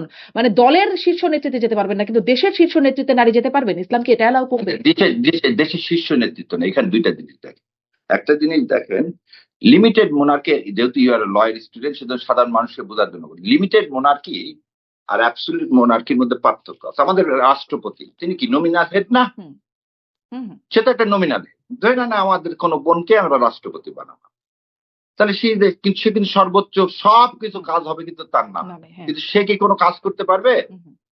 সে কোনো কাজ করতে পারবে না। কিন্তু কনস্টিটিউশনে বলাই আছে যা কিছুই হবে সবই হচ্ছে তার নাম দিয়ে হবে।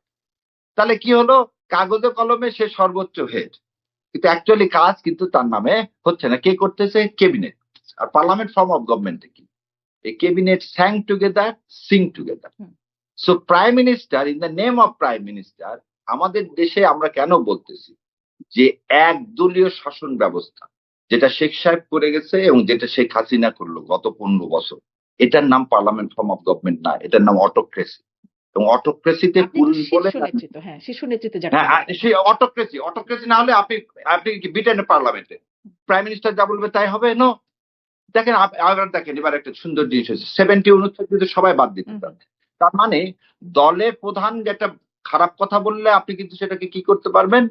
অপোজ করতে পারবেন। সো 70 অনুচ্ছেদ যখন বাদ হয়ে যাবে তখন হবে কি? এই যে পার্লামেন্ট ফর্ম অফ গভর্নমেন্টের কথা, যে একটা কালেকটিভ রেসপন্সিবিলিটি, হুম, এই কালেকটিভ রেসপন্সিবিলিটিটা তো ডেমোক্রেসির আইডিয়াল ফর্ম। হুম। সো যেটা শেখ হাসিনা রেখে গেছে বা শেখ সাহেব করে গেছে, সেটাই তো এই দেশকে ধ্বংস করার কিন্তু মুখ। আমার প্রশ্ন সেই হচ্ছে জায়গা শীর্ষ থেকে সরে আসতে নেতৃত্ব, হবে। আমার প্রশ্নটা শীর্ষ নেতৃত্ব মানে আপনি পার্লামেন্ট ফর্ম অফ গভর্নমেন্টে কি, ওই তো বললাম যে প্রেসিডেন্ট যদি হয় তাহলে ইন দ্য নেম অফ, হুম। তার প্রেসিডেন্ট বানালে কি সমস্যা?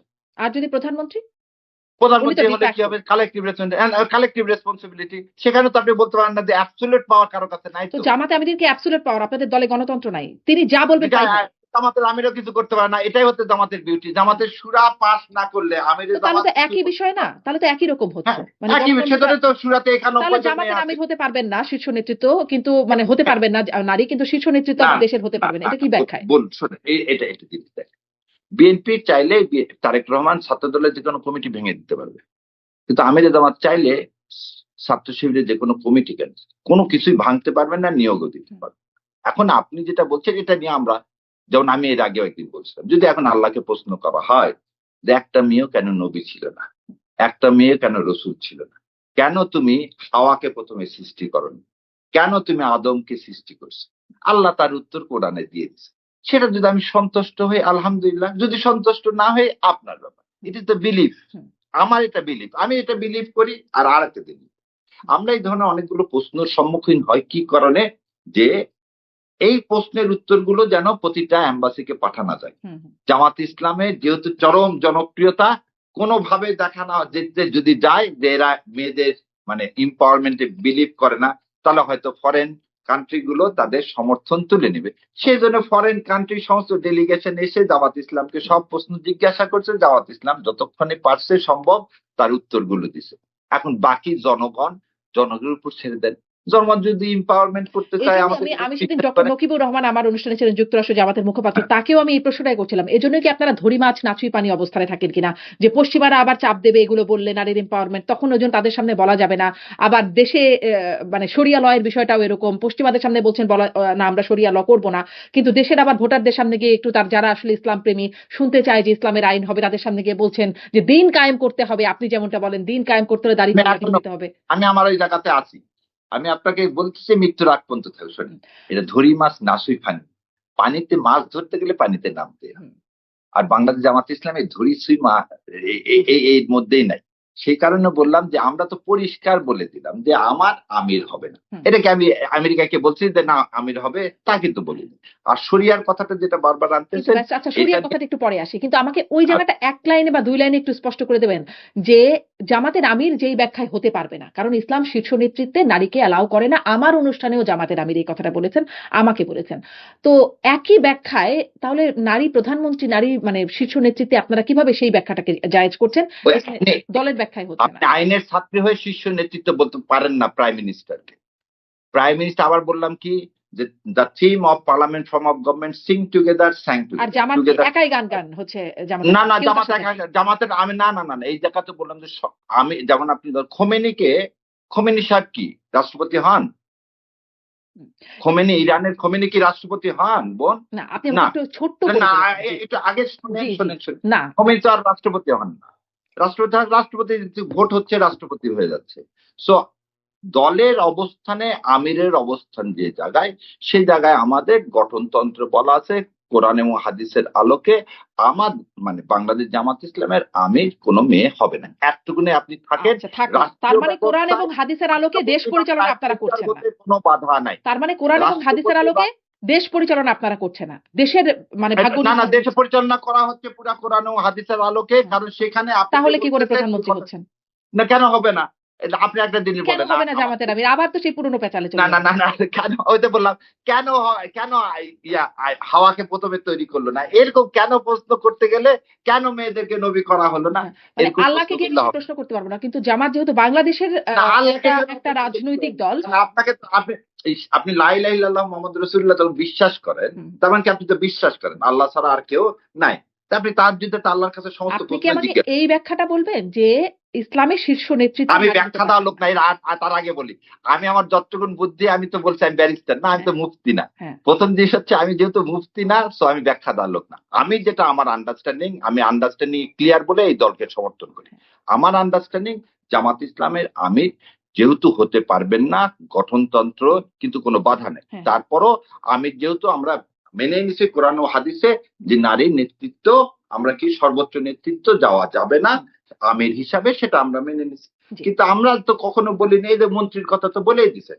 আর আমিরের জামাত যখন আপনাকে ভালো করে বুঝিয়ে দিছেন, আমার নিশ্চয়ই তার চেয়ে জ্ঞান বোঝাই দেন বেশি নাই না। কারণ এ কারণেই আমি তখন তার প্রশ্নটা। চেয়ে আর আমার এই উত্তরটা দেওয়া জি। ঠিক হবে না, না। বোঝাই দেয় নাই এই অর্থেই যে আর আপনি বোধহয় সেদিন আমাকে এটাও বলছেন যে আমিরের জামাত যা বলছে ওটাই ধরে নিতে হবে ঠিক, এর বাইরে আর কারো উত্তর দেওয়ার কোনো কিছু নাই। আমি এখানে ১০০ বাটি উত্তর দিলেও কোনো লাভ নেই, কারণ দল চালানুনি ওনার সিদ্ধান্তই চূড়ান্ত।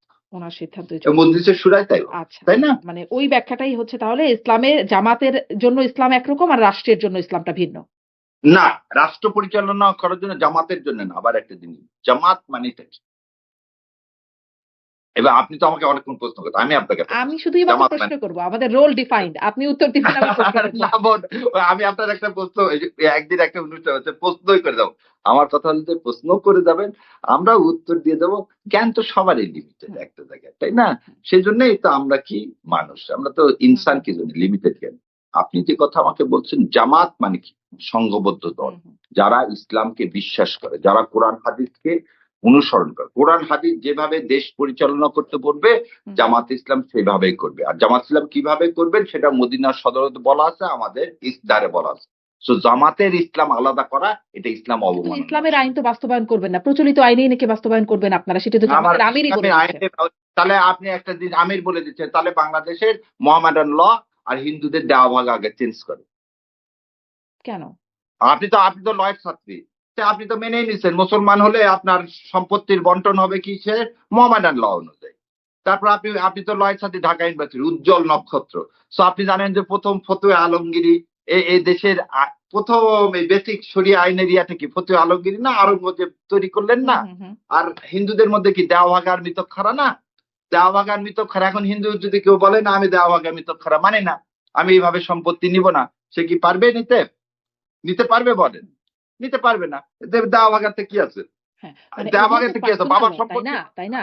ব্যারিস্টার সাহেব, না ওগুলো না, তো আপনি পার্সোনাল আমাকে ল। বলেন দেওয়া ভাগাতে কি আছে? ওগুলো তো দেওয়া পার্সোনাল ল। ভাগাতে কিন্তু রাষ্ট্র পরিচালনায় ওটা পার্সোনাল ল। আমি বলছি রাষ্ট্র না না না, পরিচালনায় ইসলাম থাকবে কিনা, নাকি প্রচলিত আইনেই? না না না না, আপনি শুনুন, পার্সন ইন রেম, আপনি যখন বলতেছেন পার্সন ইন রেম কিন্তু যখন আমরা আইনের ভাষায় বলতেছেন, না যাই, আমরা একটু সহজ ভাষায়। আমার দর্শকের সবাই আইন না পড়ে না, নাই। আপনি যেহেতু আইনের সেজন্য বলছেন, শোনেন, সবার জন্য যেটা আদর্শিক, যে আপনি এটাকে আলাদা করার কোনো সুযোগ নাই।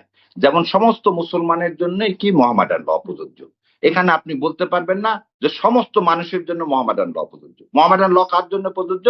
সমস্ত মুসলমানের জি। জন্য। ঠিক দেওয়া ভাগা কার জন্য প্রযোজ্য? পশ্চিমবঙ্গের সমস্ত এই হিন্দুদের জন্য। ব্যাখ্যাটা আপনি আর দিচ্ছেন খুবই মিতক্ষরাটা কার চমৎকার। জন্য? হ্যাঁ। সারা মনে ভারতবর্ষের হচ্ছে আমি বাকি লোক। আইনের একটা ক্লাস করছি আপনার কাছে। কিন্তু আমি না আসলে না না, এটাই জানতে চাচ্ছি যে ইসলামের আইন বলে তো একটা মানে একটা প্রতিষ্ঠিত আইন ইসলামের আছে, আইন তো আছে মুসলমানের জন্য, যেটা শরিয়া সেটাই। আইন। একটা হ্যাঁ, এবং প্রচলিত আরেকটা আছে। জিনিস কিন্তু দেখেন, সেটা অনুযায়ী আপনি আপনারা তো দেশ পরিচালনা করবেন না। মানে আমার ব্যক্তি জীবন অবশ্যই শরিয়া আইন অনুযায়ী, আমার পার্সোনাল ল অনুযায়ী হচ্ছে। না কিন্তু না না, রাষ্ট্র পরিচালনায়। তাহলে তো আল্লাহ সুবহানাহু ওয়া তাআলা মদিনায় রাষ্ট্র কায়েম করে তারপরে কি করতো না, ইসলামের প্রসার হতো না। তাহলে মদিনাতে, মক্কাতেই তাহলে ইসলাম কায়েম হতো। মক্কায় তো খালি ইনভাইটেশন দিচ্ছিলেন নবী করিম সাল্লাল্লাহু আলাইহি ওয়াসাল্লাম। আর বিদায় হতে লাস্টে কি বললেন? আমি থাকবো না, আমার কথাগুলো সবার কাছে তোমরা পৌঁছে দাও। জামাত ইসলাম সেই কথাটাই পৌঁছে দেওয়ার মালিক। আর আল্লাহ হচ্ছে কিসের মালিক? আল্লাহ হচ্ছে, আমরা হচ্ছি দাওয়াত দেওয়ার মালিক। আর সবকিছু করার মালিক হচ্ছে আল্লাহ সুবহানাহু ওয়া তাআলা। এখন দেখা যাক জামাতকে এবার নিয়ে আসেন, মানে দেখেন তারপর অনেক করে দিকে কিনা। ঘুরছেন। কিন্তু দিন কায়েম আপনারা কিভাবে করবেন? তার মানে ইসলাম কায়েম করবেন, ইসলামের ল বাস্তবায়ন করবেন নাকি না? আবার তো বলেছেন শরিয়া বা অবশ্যই। ইসলামিক ল না, না, বাস্তবায়ন অবশ্যই। করবেন। ইসলামের কোরআন ও হাদিসের আলোকেই তো দেশ পরিচালনা করবে। এটা কোন জায়গায়? ইনসাফ মানে কি? হুম। ইনসাফ মানে মানে কোরআন হাদিসের আলোকে দিন কায়েম করবেন মানেটা কি? আমাকে একটু এটা বুঝান আপনি যে আপনারা শরিয়া বাস্তবায়ন করবেন না, মানে শরিয়া আইন আপনারা বাস্তবায়ন করবেন না, তাহলে আপনারা দিন কায়েমটা কিভাবে করবেন? এই যে আপনাকে যেটি অন্যদের থেকে আলাদা। যে ওই জায়গায় তো আপনি আকিব ভাইকে যেটা প্রশ্ন করছেন আমাকে ওই জায়গায় নিয়ে যাচ্ছেন। শোনেন, বিভ্রান্ত অন্য কোন এম্বাসি বা কাউকে কোন এজেন্ডা দিয়ে বিভ্রান্ত করা যাবে না। ইলেকশনের আর 5-6 দিন আছে। আমরা ইশতেহারে যা বলা আছে সেটা মানুষ পছন্দ করলে ভোট দিবে, না দিলে কিন্তু দিবে একটু না। স্পষ্ট এতে করে আমার বুঝিয়ে দেন। আপনার আমি ভোট যে দিব আপনাকে একটু বুঝিয়ে ভোট দিই। শেষ করতে দেন। আমার আপনার ভোটটা আমার দরকার। সেটা না আপনাকে কনভিন্স করতে হবে। সেটা আমি পার্সোনালি কনভিন্স করব। সমস্ত মানুষকে আমরা কনভিন্স করতেছি কিভাবে? আমাদের ইশতেহার। হুম। আমাদের সেই ইশতেহার কিভাবে বাস্তবায়ন হবে সেটা নিয়ে আমরা কি করা হয়েছে, বাংলাদেশ জামাত ইসলাম ইন্টারকন্টিনেন্টালে কি করছে, সম্মেলনও করছে। টাকাটা কোথা থেকে আসবে সেটাও বলে দেওয়া আছে। So let the people decide তারা কোনটা কিন্তু চায়। লেট দ্য আর পিপল ডিসাইডে আমরা আপনারা তো বলে দিচ্ছেন যে দিন কায়েম করতে হলে মানে দিন কায়েমের জন্য আপনারা পরকালে জবাব দিতে হবে। আপনার প্রচারণার কথাই বলছি যে তখন আপনারা বলবেন যে দাঁড়িপাল্লায় ভোটটা দিয়েছিলাম দিন কায়েমের জন্য এটি। তো দিন কায়েমটা আপনারা কিভাবে করবেন সেটি আপনারা মানুষকে বুঝাবেন না? কোরআন ও সুন্নাহর আলোকে দেশ পরিচালনা করা, ইনসাফ কায়েম করা, এটা দিন পরিচালনা করা। কিন্তু দিন কোরআন মানে সুন্নাহর হচ্ছে আলোকে যে ল আইন সেই অনুযায়ী তো না। আপনারা তো প্রচলিত আইনে দেশ না, না, পরিচালনা না, আবার আপনাকে ওই যে আপনি এখন একটা জিনিস আবার বোঝেন। আমি জানি না আপনি যেখানে আমরা আসতে চাচ্ছি সেটা হচ্ছে কোরআন ও সুন্নাহর আলোকে আমরা দেশ পরিচালনা করবে বাংলাদেশ জামাত ইসলাম। এটা তার ইশতেহারে আছে? ইশতেহারে আছে? না। ইশতেহারে হ্যাঁ। আছে কিভাবে বিচার কার্য থেকে শুরু করে স্বাধীনতা থেকে শুরু সবকিছু আছে সেখানে। আপাতত এতটুকুই নিয়ে আমরা থাকি।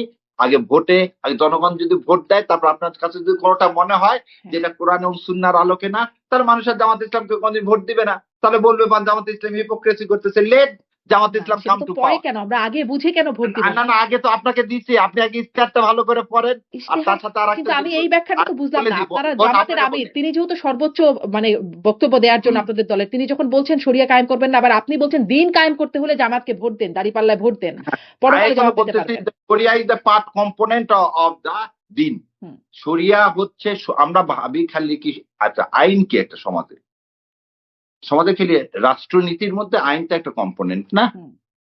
আইনটা একটা কম্পোনেন্ট। আর আমি যদি খালি বলি যে ল কিরকম হবে, সোশ্যাল সিকিউরিটিটা কিরকম হবে, সোশ্যাল ওয়েলফেয়ারটা কিরকম, হেলথ কিরকম হবে, তারপর কি আমার বাসস্থানটা কিরকম হবে, আমার যোগাযোগটা কিরকম হবে, আমার পাওয়ারটা কিরকম হবে, তো আমার ইনভায়রনমেন্ট কি হবে, আমার প্রতিবেশীর সাথে আমার ফরেন জি, জি। পলিসি কিরকম, এরকম হাজার কম্পোনেন্ট নিয়ে কিন্তু একটা, এবং সেজন্য কোরআনকে বলা হয় কমপ্লিট কোড। আমরা একটা বিষয় কেন হোয়াই ইউ আর নকিং, কারণ এই নকিং করতে চাচ্ছি এই কারণে বিভ্রান্ত করা। কারণটা খুঁজেন না। আপনি বরং ব্যাখ্যাটা দিয়ে আমাকে স্পষ্ট করে দেন যে এটা। শোনেন, আপনাকে এটা বললাম যে আমিরে জামাত আপনাকে ব্যাখ্যা দিছে, নাকিব ভাই ব্যাখ্যা দিছে, আপনি স্যাটিসফাইড হননি। আপনি আমার ব্যাখ্যাও স্যাটিসফাইড হবেন তা না, কারণ একটু আগে আপনি বলছেন যে আইনের ভাষা আপনাকে বুঝালে সেটা সাধারণ মানুষ বুঝবে না। তো লেট দ্য সাধারণ মানুষকে বুঝতে দেন তাদের ভাষায়। সাধারণ মানুষকে তো আপনি বলছেন যে দিন কায়েম করতে হলে ভোট দেন। কিন্তু আমি যখন জিজ্ঞাসা করছি দিনটা অবশ্যই দিন আপনারা কিভাবে কায়েম করতে গেলে করবেন, ইনসাফ শরিয়া ল কায়েম করতে হবে। বাস্তবায়ন না করে আপনারা দিন কিভাবে কায়েম করবেন শরিয়া এটা ল আমি বুঝতে পারছি না তো। তাকে আবার বলছে আমরা দিন কায়েম করতে চাই কোরআন ও হাদিসের আলোকে, এই দেশে ইসলাম কায়েম হোক, এটার জন্যই বাংলাদেশ জামাত ইসলামকে ভোট দেওয়ার আমি আহ্বান আপনার মাধ্যমে জানাচ্ছি। এবং ইনসাফের প্রতীক, ইনসাফ যে দাঁড়িপাল্লা সেটা ইনসাফের প্রতীক, সেটা খালি জামাত ইসলামের না, হিন্দু মুসলমান খ্রিস্টান বৌদ্ধ সবার জন্য। তো সবার জন্য দাঁড়িপাল্লা এবং ইনসাফ দিন কায়েম করলে যে মুসলমান তার জন্য নিরাপদ, যে মুসলমান না তার জন্য। যে চাঁদাবাজি দয়া করে, চাঁদাবাজের তো আর কোনো ভাগ নাই, তার তো আর কোনো ধর্ম নাই, সে তো হিন্দুর কাছ থেকেও টাকা নেয়, মুসলমানের কাছ থেকেও টাকা নেয়। তো আমরা এমন একটা সমাজ ব্যবস্থা তৈরি করি ইনশাল্লাহ, যে সমাজ ব্যবস্থায় আমরা সবাইকে কি নিরাপত্তা দান করতে পারবো। আপনার মতো বোনেরা এসে এমপি ইলেকশনে দাঁড়াতে পারবে, এবং এই কথা আর কোনদিন বলবে না কেউ যে 5% তো দেননি। সো এই যে আজকে জুলাই সনদে বিএনপি কিন্তু দেখেন, জুলাই সনদের আজকে বিএনপি ইশতেহার নিয়ে কথা বলা উচিত। যেমন বিএনপির ইশতেহারে কিন্তু তারা সরাসরি জুলাই সনদ বাস্তবায়নের পক্ষের কথাটা বলেনি। আমি ভাবছিলাম আপনি এটা নিয়ে হয়তো কথা এটা বলবেন। বিএনপির কারো তারা সাথে কথা বলার বলছে সময় আমরা যতদূর সম্ভব, তারা শব্দটা ইউজ করছে যতদূর সম্ভব। এই যতদূর সম্ভব হচ্ছে শুভঙ্করের ফাঁকি। সো জামাতে ইসলাম কিন্তু বলছে অ্যাজ ইট ইজ, এবং প্রতিটা জায়গায় জামাতের আমির যে বলতেছে হা ভোটের ক্যাম্পেইন। কেন বিএনপি হা ভোটের ক্যাম্পেইন করে না? কারণ তারা এই জুলাই সনদ, আপনার নারীর ক্ষমতায়ন, এই 5% এগুলো কোনোটাই দিতে চায় না। ব্যারিস্টার সাহেব এই জন্য অন্যদিকে তারা চলে গেলাম এগুলো আমরা। রাখে। আমরা অন্যদিকে চলে গেলাম। আচ্ছা অন্যদিকেই যাই তাহলে। যেহেতু ওই জায়গাটা আসলে না, না, আপনি ইফতারের কথা আজকে বললেন আর না? স্পষ্ট তাদের হবে না। না, ইফতারের ওটা আমি রমজান রুল বিএনপির না? কারোর সাথে কথা বলব। বিএনপি আমি আচ্ছা, আগামীকালই আচ্ছা, হয়তো একটা অনুষ্ঠান আ করব। তখন আমি ওই আচ্ছা, বিষয়গুলো ইনশাল্লাহ। আপনি আশা করি ওটাও দেখবেন যে ওখানে আমি আসলে বিস্তারের কথা আচ্ছা, কিভাবে বলি। ইনশাল্লাহ। আ দেখব। আ মানে সেটাই চলেন আমি আর এটাই আমি আসলে মানে সেটা অন্যদিকে চলে গেল। ফলে আমি এই জায়গাটা এখনো অস্পষ্টতায় রয়ে গেলাম। আমার মনে হয় এই জায়গাটা আপনারা আর স্পষ্ট করবেন না যে দিন থাকুক। কায়েম যেটা অন্য দলের থেকে ভিন্নটা কিভাবে? কি আশা অন্য দলের কি চেয়ে আশা, আমাদের কি কারণ লোভ সবাই দেখাচ্ছেন আপনারা শোনেন, ভোটারদেরকে? এখন একটা কথা বলি। আমাদের মাযহাব কয়টা? আমাকে প্রশ্ন করেন না। আপনি খুব দ্রুত না, ছোট্ট না, করে উত্তরটা আমাদের দিয়ে দেন মধ্যে প্লিজ। প্লিজ আপনি ছোট্ট করে উত্তর দেন। আমার মাযহাব একদম নেই। সময় নাই। আমার ১ ঘন্টার আমি উপরে বলতে পারি প্রোগ্রাম না হয়ে যে এই গেছে। মাযহাব ঠিক, এই মাযহাব রং। এটা আমাদের বলার কোনো অধিকার নেই। হুম, আমি বলতে পারি না শাফি ঠিক, হাম্বলি রং। হুম। আমি বলতে পারি না হানাফি ঠিক, অমুকটা রং। তা বলতে পারবো না। আপনি যে মাযহাবে বিশ্বাস করেন সেখানেই থাকেন। আর লেট দ্য পিপল ডিসাইড। আচ্ছা, ইনশাআল্লাহ দেখেন জামাত ইসলাম আচ্ছা। কি লেট করে। দ্য পিপল ডিসাইড কিন্তু পিপলকে আপনারা যে আশা দিচ্ছেন সেই আশাটা ব্যাখ্যা করছেন না। এটাই হচ্ছে আমার না, প্রশ্ন আমরা ছিল। ব্যাখ্যাই করে দিয়েছি এবং মানুষ এটা বুঝতে পারছে বলে 5টা ইউনিভার্সিটিতে শিবির জয়লাভ করছে। কোরআন ও হাদিসের আলোকে ইনশাআল্লাহ। এবং ঢাকা ইউনিভার্সিটিতে ব্যাপক যে পরিবর্তন, সে পরিবর্তন হয়েছে। জি। আমরা একটা সাম্য চাই, ইনসাফ ভিত্তিক সমাজ চাই আচ্ছা, ইনশাআল্লাহ। আচ্ছা।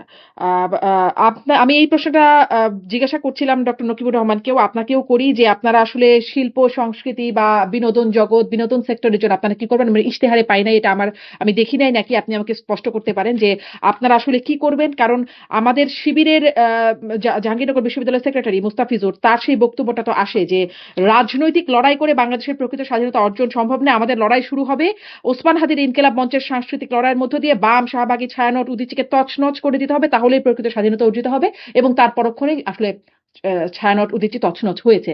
আ ফলে আপনারা আসলে কি করবেন? আপনাদের ভাবাদর্শটা কি বা যে আচ্ছা, অবস্থানটা কি? আপনার মাধ্যমে এটা বলি। তো ছায়ানট উদিচি তো তছনছ হয়েছে। হুম, বাংলা এডিশনও তছনছ হয়েছে। আপনি বোধহয় জানেন কিনা জানি না। বাংলা এডিশন কিন্তু লাইসেন্সটা বাতিল হয়েছে। আপনি বোধহয় জানেন দিগন্ত টিভি আজ পর্যন্ত পারমিশন পায়নি। আপনি জানেন ইসলাম চ্যানেল বলে একটা চ্যানেল ছিল, সেটা পায়নি। পিস টিভি বলে একটা চ্যানেল ছিল, হুম। তছনছ করে দিছে ১ সেকেন্ডের ভিতরে। পিস স্কুল বলে একটা স্কুল ছিল বাংলাদেশে, সেটাকে তছনছ করে দিছে। জাকির নায়েককে ভিসা দেন। জাকির নায়েককে ভিসা দেন। আর আপনাদের অবস্থানটা কি আগে ব্যাখ্যা শেষ করবেন? মানে করতে অন্যদের কি ভুল ছিল সেটি না বলে না, না, আপনি কি না, আপনাদের আমার অবস্থানটা কথা ব্যাখ্যা ভুল না, করবেন? ভুল না। আপনি কিন্তু বলছেন উদ্দিসি ছায়ানটের ওই জায়গাতে যাওয়ার আগে আপনাকে এই জিনিসটা মনে করতে হবে। সো ডেইলি স্টারের মাহফুজ আনাম যখন বলে যে বাংলাদেশে এর ইতিহাসে এর আগে কোনোদিন কি কারণে সংবাদ মাধ্যম ভাঙচুর হয়নি, আগুন লাগায়নি, এগুলো বলেন। তার পরের দিনই কিন্তু দেখা যায় তার ওই কথাটা অসত্য। পরে আবার তিনি সেটাকে সরিও বলেন। সো এই ন্যারেটিভ না, যে কোনো রকমের সন্ত্রাসী কার্যক্রম, সেটা উদীচী হোক, ছায়ানট হোক, ডেইলি স্টার হোক আর প্রথম আলো, এগুলোকে ভাঙচুরের মতো ওয়াল ভাঙচুর করে, আপনি কোনো বস্তুগত জিনিস ভাঙচুর করে মানুষের মনোজগতে পরিবর্তন করতে পারবেন না। আপনাকে ডেইলি স্টারে প্রোটেস্ট করতে চায়, আমাকে ১০০টা ডেইলি স্টার বের করতে হবে। মানুষকে let the people hmm. Decide. আমি তেমন এই যে এসে এখন কি ইনকাম ইনকামের কথা বলে ফেললাম যে চেম্বারের সময় কম দিয়ে আমি এখন মিডিয়াতে সময় দিচ্ছি। আমার কাছে মনে হচ্ছে যে না, এটার দরকার। কারণ ওই যে আপনাকে ১ম এ বলছিলাম, আপনি হয়েছে কি, আপনি তো সব জানেন। আপনার অনেক জ্ঞান। এই যে এখন বললেন না, এই যে হাদির সাংস্কৃতিক বিপ্লব, হাদির সাংস্কৃতিক বিপ্লবটাই ছিল এদের বিরুদ্ধে। কাদের বিরুদ্ধে? এই আদর্শের বিরুদ্ধে। ওই ছায়ানটে কি ভাঙছে? একটা বিল্ডিং ভাঙছে। এই যে ভেঙে কি ছায়ানটকে উদ্ধার করে দেওয়া যাবে? না। এটা একটা গর্হিত কাজ। এটা কোনোভাবেই সমর্থনযোগ্য না। কিন্তু কোন বিল্ডিং কে আপনি যে বললেন যারা ওখানে হলো তার কোনো বিচারও হলো না কিন্তু। আর বিচারে তো অবশ্যই, যে আপনি বললেন, আমিও নিন্দা জানাই। যদি তিনি এই কথা বলে থাকেন, তাহলে তার অবশ্যই বিচার হওয়া উচিত। তাকে বিচারের সম্মুখীন করা উচিত। পরে সে সরি বলছে কিনা, বুঝে বলছে কিনা আমি জানি না। কিন্তু যদি বলে থাকে, এটা অ্যাকশন। কোন কিছুকেই আপনি এক্সট্রিম জায়গায় নিয়ে যাবেন না। যেটা প্রথম আলো এবং ডেইলি স্টার সবসময় করে। প্রথম আলো, ডেইলি স্টারের যে বয়ান এদেশকে ভাগ করা, সে তো প্রতিদিনই করতেছে তারা। তাহলে সেখানে কিন্তু একবারও চিন্তা করে না। যখন আপনি একটা জিনিস চিন্তা করেন, এত পেপার পত্রিকা থাকতে ওখানে কেন মানুষ হাঁটবে? এটা কিন্তু কেউ প্রশ্ন করে না। তাদের যে আদর্শিকভাবে বাংলাদেশকে তারা ধারণ করে না। হুম। তারা ইন্ডিয়ার বয়ানটা সবসময় তৈরি করে। তারা রেডি করতে চায়। তারা আমার দেশকে অস্থিতিশীল করতে চায়। প্রথম আলো, ডেইলি স্টার। সেটা কিন্তু আমরা কেউ বলি না। কিন্তু কথা হচ্ছে গিয়ে, এই অস্থিতিশীলতা কি সেই বিল্ডিংটা ভেঙে হবে? পরের দিনই তো ডেইলি স্টার বের হইছে। পারছে একটা বিল্ডিংকে আগুন লাগায় তার প্রকাশনা বন্ধ করতে। বরং আমি এই জাতির সামনে প্রশ্ন রেখে গেলাম, যদি তারা এটা নিজেরাই না করে থাকে, তাহলে তার অল্টারনেটিভ মিডিয়া বের করার এই প্রিপারেশন হলো কিভাবে? সো আমি নিজেরাই না দেশের করে কাছে থাকে মানে? জানাতে তা ডেইলি স্টারে প্রথম আলোয় নিজেরাই কাজগুলো করছে। এই নিজেরাই আগুন ভাঙচুর দেওয়াটা করিয়েছে। আমার হ্যাঁ আমার না হলে আপনি পরের দিন পেপার বের হয় কেমন করে? হাউ ইট আপনি যে ধরে নেন এখনই আপনার স্টুডিওটা ভেঙে দিল। আপনাদের যদি প্রিপারেশন না থাকে আগামীকালকে আপনি একটা ইউটিউব করতে পারবেন সুন্দর করে? না পারবেন না, এটা সম্ভব না।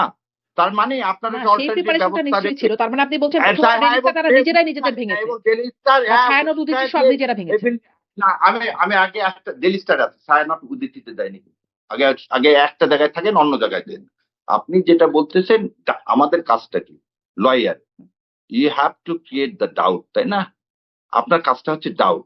আর এই যে জাজ করবে কে? জাজ কোর্টে করে আর এখানে জনগণ করবে। আমার জনগণের কাছে কথা যে রাত্রেবেলা একটা বিল্ডিং এ আগুন লাগলো, ভেঙে তছনছ করলো, যখন সেখান থেকে লোককে বের করে আনতে চাওয়া হলো, নুরুল কবিরের মতো লোককে যখন বের হয়ে আসতে বললো না, যে রাস্তা দিয়ে উনি ওখানে আগুন লাগা অবস্থায় ঢুকলেন, আবার যে রাস্তা দিয়ে ঢুকছি সে রাস্তা দিয়ে বের হবো না হলে বের হবো না। এই যে মানুষ হত্যাযজ্ঞ করা ডেইলি স্টারের যে কাজটা, সেই ডেইলি স্টারের কাজটা কি? পরের দিন ডেইলি স্টার বের হলো কেমন করে? ওই রাত্রেবেলা 11টা 11:30টার সময় যখন তছনছ হয়ে গেল সবকিছু, তারা বললেন সব শেষ হয়ে গেছে। পরের দিন ডেইলি স্টার বের হলো, তাহলে আপনার অল্টারনেটিভ ব্যবস্থাটা ছিল। সো মানুষকে চিন্তা করতে হবে যে যারা এই কাজটা করতেছে তারা এদেশের স্বাধীনতা সার্বভৌমত্বকে ওন করে না, তার ইসলামকে ওন করে না, তার ইসলামের কি চায় না, তারা চায় যে একটা যে কোনো তো ভাবে আমরা তো হোক দেখলাম এই একদম প্রকাশ্যে বলা হলো, প্রবাসী অনলাইন অ্যাক্টিভিস্টরা বললেন এটা ভাঙচুর করার জন্য। এটা আজকে না, আগে থেকেই বলছেন। যখন বলেন তারপরে ভাঙচুর হয়, দেয়া হয়, যতবার হয় তো। ততবার আপনাকে যদি এই কথা বলে দেয় অনেকের দেখি খুব মায়া কান্না আছে 32 ভাঙা। আমি কিন্তু বলি যে 32 ভাঙা উচিত না। 32-এর ওই জায়গাটা খেলার মাঠ না। যেমন গণভবনকে মিউজিয়াম করছেন, ওটাতেও যে প্রেতাত্মা আসলে